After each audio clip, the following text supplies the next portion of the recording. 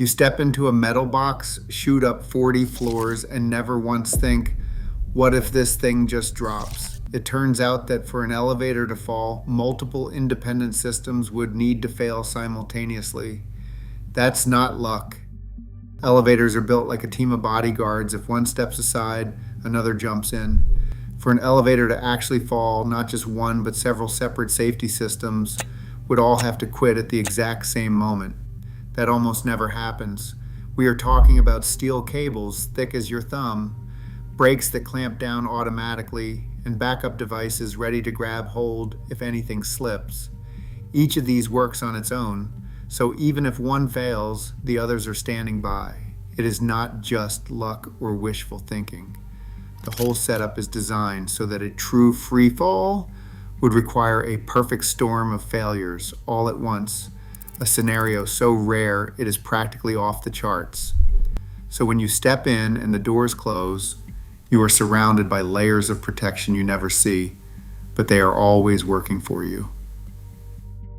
In 1854, Elisha Otis stepped onto a platform suspended high above the crowd at New York's Crystal Palace. He did not just stand there. He asked for the only rope holding him up to be chopped clean through. The axe fell, the rope snapped, and for a split second, every stomach in the building dropped. But Otis's platform did not. Instead, it froze in midair, held firm by a spring-loaded safety brake he had invented. The secret was simple. When the rope lost tension, a set of metal arms shot out and gripped the rails, locking the platform in place. Otis proved right then and there that a broken cable did not mean a deadly plunge. That one moment turned a wild idea into a trusted reality, and every elevator since has borrowed his life-saving trick. The real magic of elevator safety starts before anything even goes wrong. Picture the elevator car and a massive counterweight, both hanging from the same set of steel ropes. The counterweight is not just dead weight. It is carefully chosen to balance about 40 to 50% of the car's full load. This balance means the ropes are not straining to hold up a lopsided heavy box. Instead, the whole system stays steady and the motor barely breaks a sweat. Now, about those ropes. Elevators never put all their trust in just one. Most have at least 4, sometimes up to 8, and each rope is so strong it could hold the entire car by itself. In fact, the safety factor for these ropes is at least 5 times the maximum load, so you would need a superhuman disaster to snap them all at once. If the motor suddenly loses power, there is a brake clamped onto the shaft, held open by electricity. If the power cuts, a spring snaps it shut automatically. No thinking, no waiting, just instant grip. It is like having a seatbelt that buckles itself before you even know you need it. With this trio, counterweight, ropes, and a fail-safe brake, an elevator is already built to stay put, not plummet. Imagine the elevator car suddenly picking up too much speed, faster than it's supposed to go. That's when the real heroes of the shaft leap into action. First, the overspeed governor, a spinning wheel with a job straight out of a spy movie, kicks in. The moment the car hits about 1.3 times its normal speed, the governor trips. No computers, no hesitation, just pure mechanical reflex.